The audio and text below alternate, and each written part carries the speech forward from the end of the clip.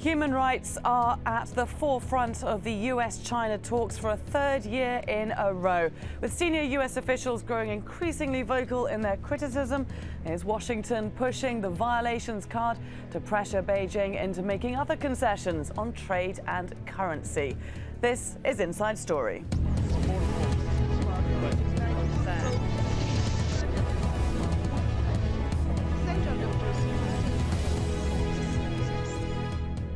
Hello and welcome to the programme. I'm Laura Kyle.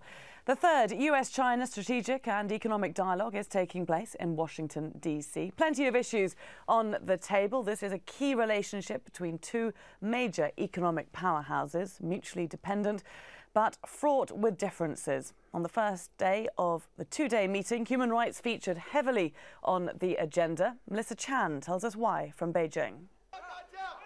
China's had a very combative year. On the streets of Beijing and Shanghai, police have taken out the troublemakers, such as activists. Or here, rows of vehicles to round up Christians. This is the congregation they're after, a house church. That means it's not registered and is free of government oversight. Many members are now under house arrest. We could only reach Liu Guan by phone. We're fine, he says. Some of us can't leave home. We're held here. I know nothing. I have no news. I know about as much as you now. There are about 1,000 members of this congregation, so there should be quite a crowd here. But as you can see, a lot of the police officers, wait. And they take down our information, tell us it is illegal to film here. We're surrounded by the men. Many others are feeling the heat.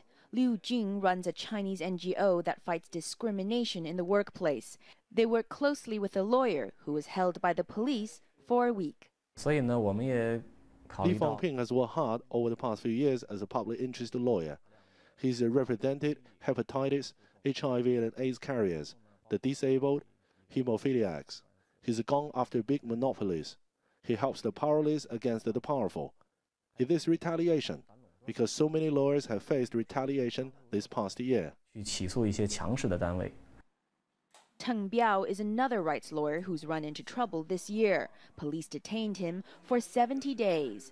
Now released, he's been cowed and won't give interviews. The footage you see here is from a visit Al Jazeera made to his office before his run-in with the government. And of course, artists too. Ai Weiwei couldn't attend his own art opening in Manhattan. He's in jail. Back in China, officials, finally fed up with his social activism, detained him. In recent years, Ai's work in the studio, worth millions, has become secondary to the time he spends on Twitter and the freewheeling online discussions he has with ordinary Chinese citizens. He has said without freedom of speech, there is no modern world. Currently, there's no word of Ai Weiwei, what's happened to him and where he is. By no means a unique situation in China these days. Melissa Chan for Inside Story. Well, on Monday, US Vice President Joe Biden praised growing political ties between the world's biggest economies, but he also made an unusually strong point of highlighting concerns about ongoing human rights violations in China. We have vigorous disagreement in the area of human rights. I recognize that some in China see our advocacy as human rights as an intrusion and Lord only knows what else.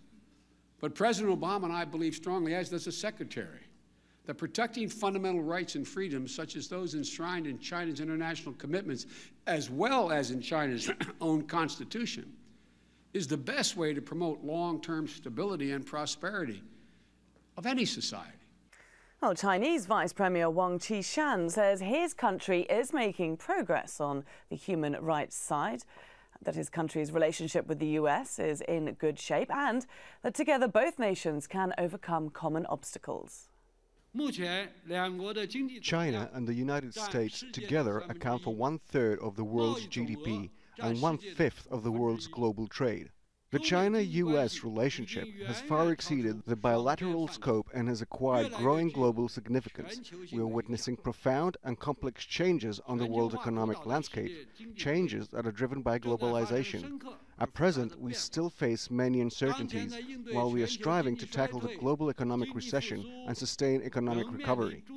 Against such a backdrop, economic and social development in China and the United States face both common challenges and opportunities of cooperation.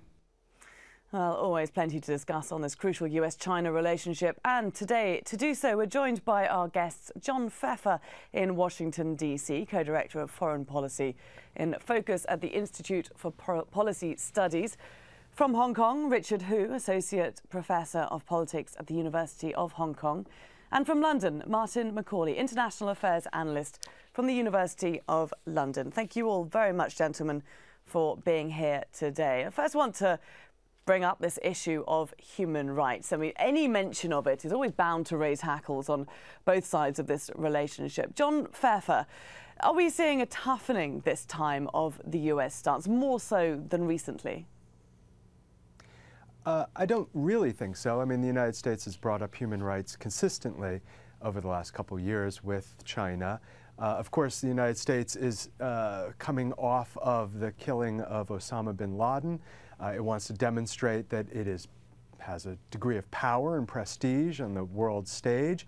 And it also wants to compensate for the fact that it has been so woefully unsuccessful in dealing with human rights violations in other parts of the world, namely in Syria, Bahrain, both with U.S. allies and adversaries. So here's an opportunity for the United States to make a clear statement with China when all the cameras are pointing at our leaders.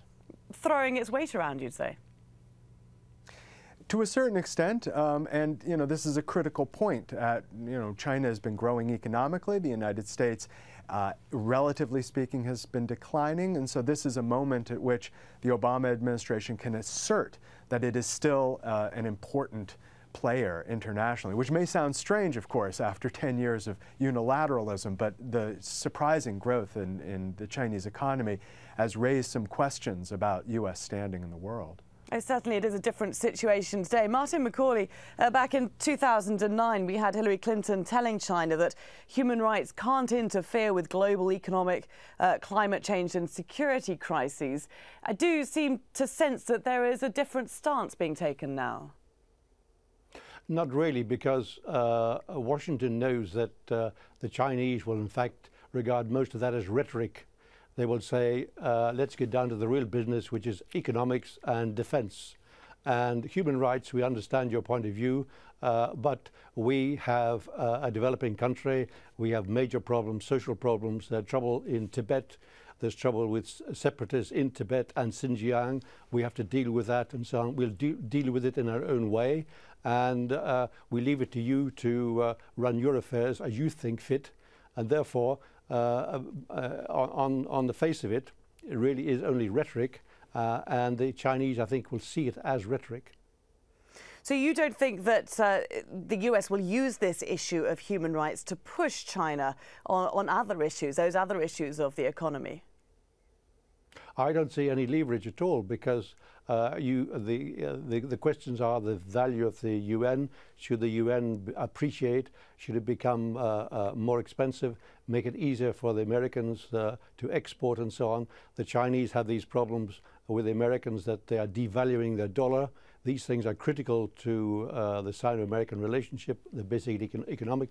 But human rights, that's something basically, I think, for the American public and for the world public and so on. America has to be the guardian. If it preaches to Syria and Libya and so on, it must do the same to China.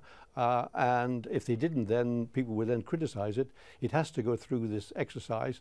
But I think realistically they know that the Chinese are going to not really concede. They will not mix human rights and economics and defense. Yeah, OK. Well, we'll look a little bit more about the other issues of the yuan and the trade imbalances in just a moment. But first of all, I just want to bring in Richard Hu, because this human rights crackdown in China, on the Chinese mainland, has been called the biggest since Tiananmen Square back in 1989. Why do you think we're seeing such a crackdown at this point in time?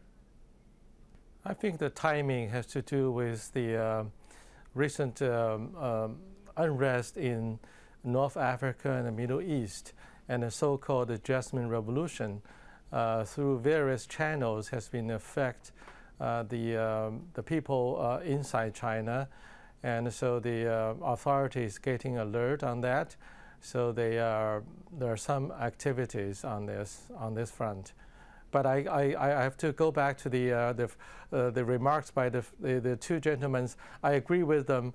United States this time does not want to prioritize human rights issues in this dialogue, and it does not give U.S. much leverage to use these issues to pressure China on other issues.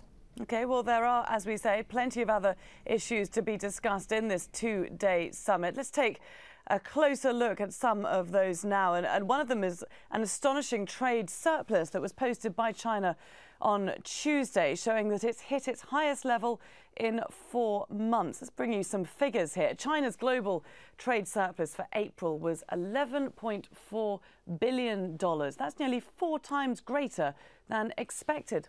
Exports were up 29.9%, whilst import growth was slower than anticipated. That stood at 21.8%.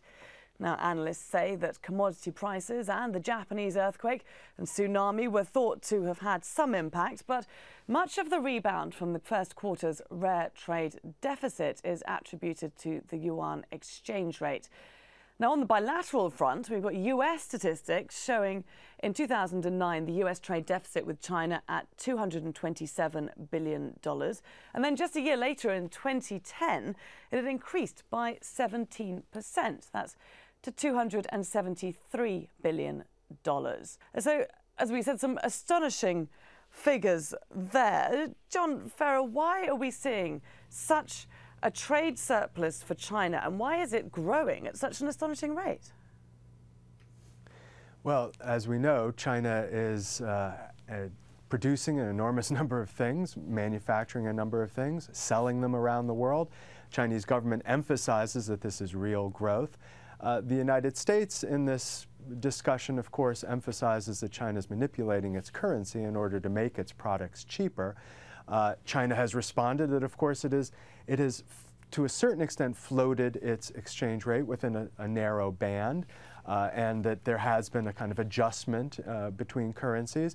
But the bottom line is that China has, frankly, made some important decisions in its investments over the last decade. In comparison, the United States has done what? It's spent more than $3 trillion on the war on terror, continues to pour money into defense spending, and that has had a negative impact on the U.S. economy. And so this is the result after 10 years. The real winner, to be honest with you, in the war on terror between the United States and Al-Qaeda is China. And these trade deficit figures and the overall numbers coming out of China are the proof of that. Martin McCauley, China's trade surplus more to do with the US not being competitive than with China keeping its yuan devalued? I think it's a combination of both, because the yuan is in fact appreciating. It's going up in value, but not by very much. But Beijing is in a difficult position, because if it appreciates the yuan by a significant amount, it will in fact bankrupt many companies on the eastern coast, whose profit margin, because they're low-end, they have low-end products, their profit margins are small, so therefore they can't risk really allowing the yuan to appreciate very much until they've done something else. So therefore they must ensure full employment, because if you had unemployment, it would increase social tension. There's something like 240 million migrant workers in China, and they're all looking for jobs, and they want jobs and so on. And therefore employment is extremely important. So Beijing doesn't have much leeway here. They will argue with the Americans. They will probably concede a small increase, a small appreciation of the yuan to placate the Americans, but they're not going to do a very large one, a double-digit one, under no circumstances. Basically, as the previous speaker said, the United States is not internationally competitive in many goods. The Chinese are in fact increasingly competitive. They're exporting to Africa and other parts of the world rapidly, and the Americans want to devalue their dollar. That's another reason why Beijing has complaints about Washington. the Americans are devaluing their dollar so to become more competitive abroad, but also China has something over $1 trillion of American paper and investments in the US, and by devaluing the dollar, they lose a lot of money. So therefore, there is tension in this relationship, and Beijing will point to the dollar being depreciated, and Washington will say, well, you should appreciate the UN, and perhaps they'll meet in the middle, or they'll not meet at all. Okay, so you raised a lot of points in this relationship. One of the first ones you said there, that the yuan is being kept artificially low, perhaps to keep jobs and social stability. But does then that not raise the spectre of protectionism? Well, you can argue about protectionism and so on, but the Chinese have to manage the transition of their economy to a much higher value products.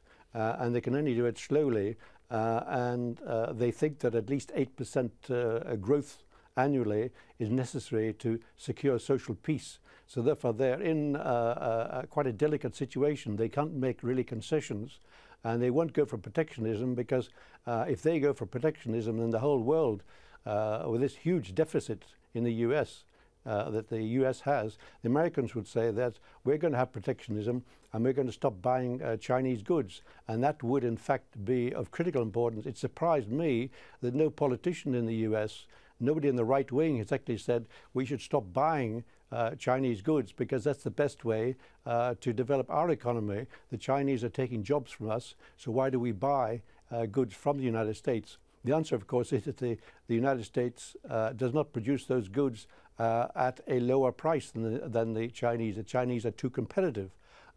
And the only thing to do is for the United States to become internationally competitive. But of course, there's huge unemployment in the United States, and this issue could in fact flare up. Richard Hu, we've seen the yuan strengthen by some 5% against the dollar since last June. Some would say that it's still undervalued by as much as 40%. Do you think we're going to see much change in the yuan's value?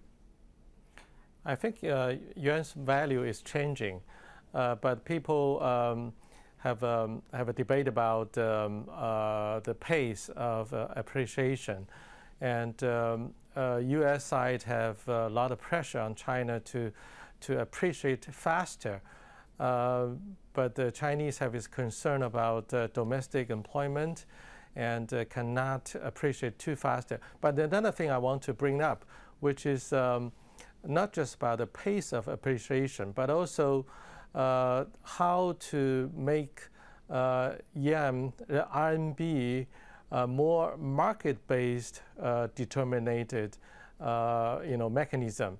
And this is something taking longer time, not just a month or 2 or 3 years. It probably take a longer time. So we are moving toward that direction. And so that's what China argue with U.S. It takes time, and the pace cannot be just changed overnight. And so the key thing is to search for a solution about how let the market determine the yen's value. And that's, I think, will take some time. And the other thing is why there's a huge trade surplus with the United States, because the international economic structure have undergone tremendous changes. A lot of exporting countries to United States now no longer exporting to U.S., but they export to China by the components and the parts, and then China becoming the last stop assembly line, assembly these parts and the components, and then export to United States. So all the trade surplus counted as China's export surplus. But actually, behind China is all other countries like East Asian countries, ASEAN, Taiwan, South Korea, and even Japan. Do you think the US is taking all these points on board, or is it simply going to be using these figures to pressure China at this summit to hasten its revaluation of the yuan at a rate that you say will be too quick? My sense of this summit, the pressure from the U.S. Treasury Department on China about the pace of the yuan appreciation is less than last time's, because you can see since last June, China's currency already appreciated 5%, and then plus China have 5% of inflation rate. So in reality, yen already appreciated 10%. That's probably satisfactory to the United States. So that's why Secretary Tim Geithner did not, put a lot of pressures or using tougher words on China this time. Okay, John Feffer, this is the third round of annual, very high-level talks between these two sides. What really do you think they're going to be achieving? Well, these were set up not to achieve what we call deliverables. In other words, something that both sides can point to as a concrete product. Rather, they were set up in order to facilitate discussions, to reduce stovepiping among the various administrative units on the Chinese side and the U.S. side, and to basically build a longer-term relationship. So these statements that are made, I mean, as other guests have pointed out, they're essentially for public consumption. They're not necessarily to produce anything specific, like an appreciation of the yuan, or China finally admitting that it has human rights problems, or the United States coming out and saying that its budget deficits are a major problem and that we'll be dealing with them immediately. Rather, they're looking at for instance, security cooperation. We have the participation for the first time of a PLA representative, People's Liberation Army, and that I think bodes well for long-term security cooperation and handling of conflicts, not only between the two sides, but of course in East Asia specifically. So I think we have to look to the long term over the next few years, and this critical period of time between now and the magical year now of 2016, when China is expected, according to the IMF, to finally surpass the United States and become the world's top economy. And Martin McCauley, we are running a little bit out of time. I just want to pick up on a lot of the headlines that come out of these kinds of discussions, these public statements, as John Feffer just said. And it does appear that China is often painted as the bogeyman in these situations. Do you think this is unfair? It's basically unfair because China is a developing country. It's not a defense or security threat to the United States. It is an economic threat to the United States, but then that is capitalism. Somebody said recently there are more communists in California than in China. America fears China because it's so capitalist. It's more successful as a capitalist state. And therefore, the Americans can't really complain if internationally, from an economic point of view, they're not internationally competitive. It's up to the American genius to innovate and compete. If you look at Germany, Germany has a trade surplus with China because it exports high-tech products and so on. It's up to the Americans to do the same thing. And this is a very important relationship, and the Americans should gradually accept it. There's very little anti-China feeling in the United States when you go around America. You see Chinese everywhere, and this is a developing relationship. And I think that the second part of it, the security one, is extremely important, and it's very important for the two countries to reach agreement, especially on maritime affairs, because China's neighbors, Vietnam, Philippines, are concerned about increasing Chinese naval power, and therefore the Americans need some understanding there. I'm just going to jump in because we've got time for one more question. Richard Hu, 2012, a big year for both sides, elections, transfer of power. Do you think at this point they're just looking to keep this relationship stable? The two sides need to build mutual trust. And the U.S. have a lot of strategic anxieties about China's rise, and China need to reassure the United States. On the economic side, I think China have its own sharp laundering list. On top of that, it asks United States to relax the high-tech export to China. And secondly, China would, privately tell U.S. Be a little bit fair and easy about China's investment in the United States. And then China also asked U.S. to recognize China's market economy status. That's important for the future. of course, these things probably would not occur in this dialogue. Probably will not be in the statement, but it's important for the two bureaucracies to talk to each other. Indeed, the dialogue must continue at all levels, and with that we'll end this one here. Thank you all very much for joining us. John Feffer in Washington, Richard Hu in Hong Kong, and from London, Martin McCauley. And thank you too for joining us here on this edition of Inside Story. Any comments and suggestions, do send them to us. InsideStory@aljazeera.net. Bye for now.